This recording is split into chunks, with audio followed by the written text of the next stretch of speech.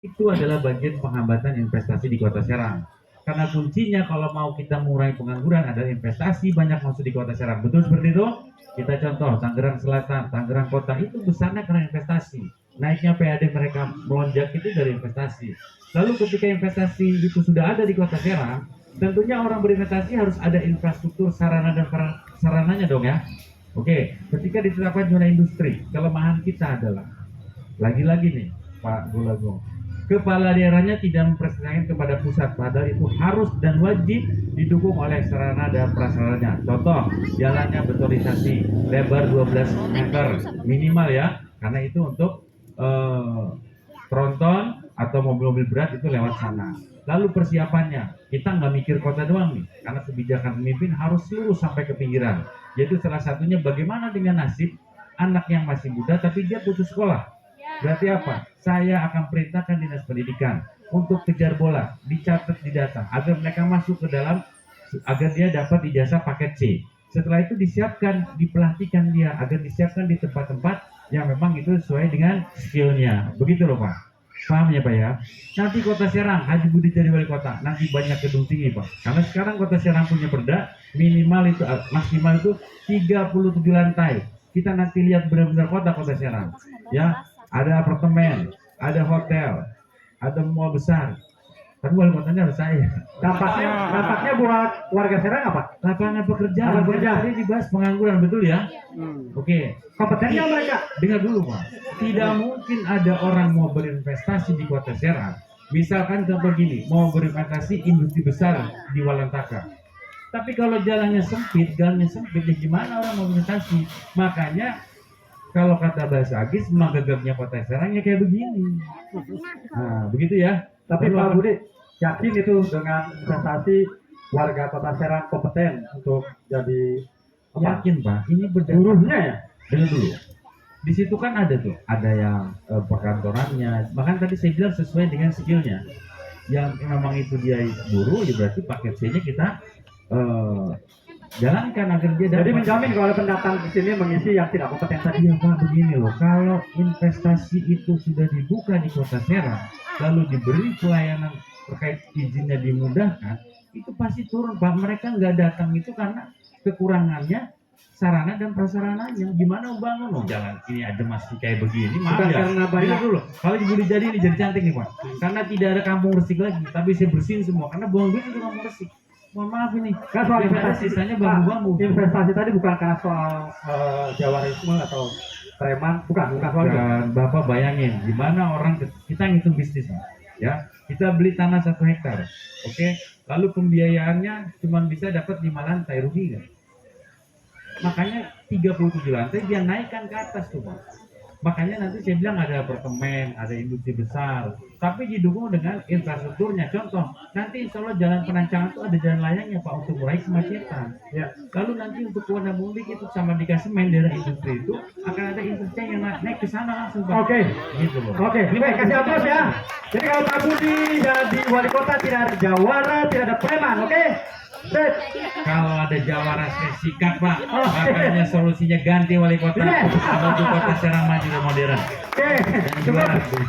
Pak Wahyu, silakan Pak Wahyu. Konkretnya, baik, kemiskinan ini kan dibagi Pak.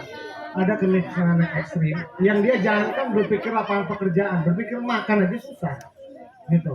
Nah, jadi yang pertama adalah kita harus memilah dulu. Kalau yang ekstrim itu kita pemerintah harus memberikan bantuan. Nah, tapi sekarang kita bagaimana melihat bahwa kemiskinan itu yang sebetulnya bisa dipacu karena dia tidak punya lapangan pekerjaan. Tadi sudah sampaikan juga oleh Pak Budi dan saya sepakat. Yang pertama adalah kita menaikkan membuka peluang investasi yang sebesar-besarnya di Kota Serang. Dengan cara apa? Memperbaiki infrastrukturnya, gitu. Nah, yang kedua adalah jadikan Kota Serang itu sebagai kota event.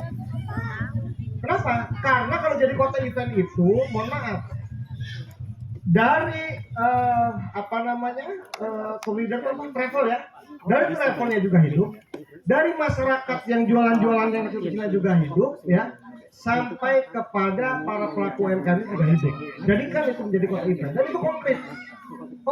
Bagaimana kan tadi itu perbaikan infrastruktur dan segala macam. Yang ketiga, jangan sampai Kota Serang ini ada pungli lagi. Kita sudah lelah itu mendengar pungli itu. Berarti ada ya? Hah? Ada berarti ya? Ada. Nah, ya.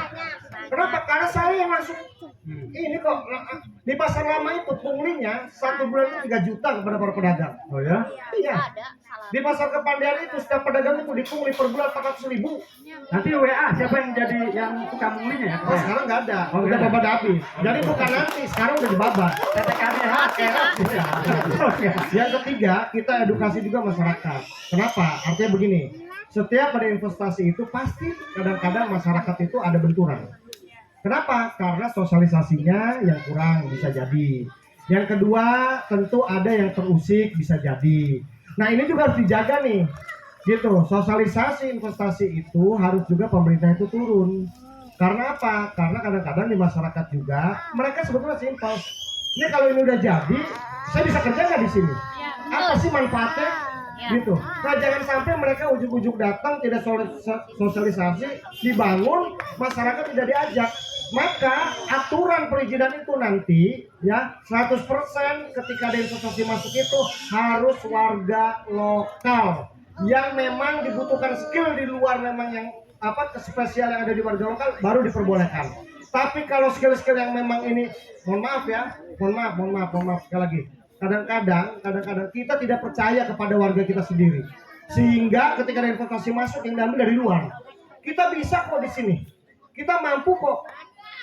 Kang Muhammad aja sekolah di Semarang. Lebih cerdas mungkin dari saya. Nggak bakal balik ya? Kalau nggak bakal balik, tarik aja. Oh, tarik. Ya, tarik aja untuk membangun di kota Serang. Nah, jadi investasi itu juga harus diukur dari edukasi masyarakatnya. Dan harus yakinkan kepada masyarakat bahwa setiap investasi masuk itu ada keterlibatan partisipasi masyarakat dari awal sampai berdirinya usaha tersebut, berjalannya usaha tersebut. Cukup ya? Cukup. Pagi, sebelum menjawab, tadi Pak Wahyu bilang kota Serang jadi kota event, ya kota kegiatan. Tuh, nggak bakalan ada indikasi muncul preman proyek, preman baru, minta kegiatan. Dananya dari mana? Dari APBD? Gimana? Ya, nah makanya nanti Bapak Ibu sekalian, jangan pilih pemimpin yang cuma bisa ngabisin APBD doang. Cari pemimpin yang bisa ningkatin APBD. Tadi Pak Budi tentang investasi, saya sepakat begitu kan. Jadi memang kita di kota Serang ini harus ada pusat ekonomi baru begitu.